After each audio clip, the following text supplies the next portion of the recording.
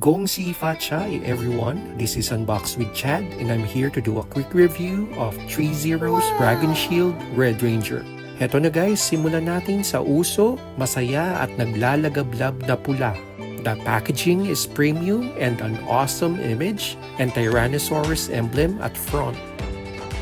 Out of the box, ang ganda! It came with highly detailed accessories like the blade blaster, which transforms,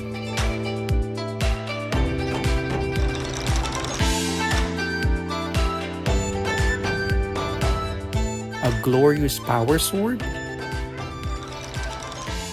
and an awesome dragon dagger.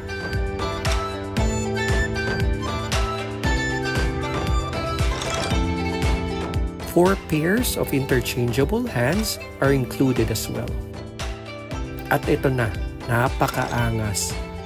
It is on a 1/6 scale, kuwang-kuwa, glossy yung helmet, ang tingkad ng kulay, at nailalagay yung weapons sa holster. It has fabric clothing, and the dragon shield is superb. The figure is articulated, medyo limited lang sa arms at ab crunch dahil sa armor. By the way, if you enjoy contents like this, please do click on like and subscribe.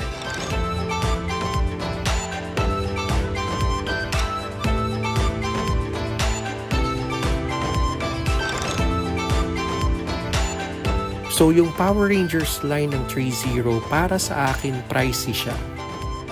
So baka di ko makumpleto yung buong team. So I have to choose.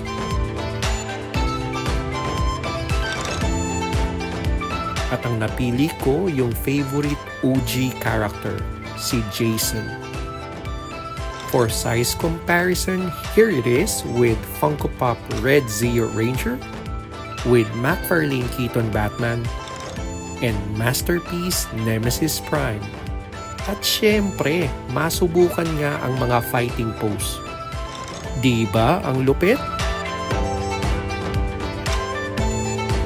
On the show, it only appeared 2 to 3 times, kaya para sa akin, special siya. For me, masasabi ko na isa to sa Ultimate Power Ranger toy, and I'm happy that I was able to get it. So for me, itong Dragon Shield Red Ranger ay talaga namang ayos!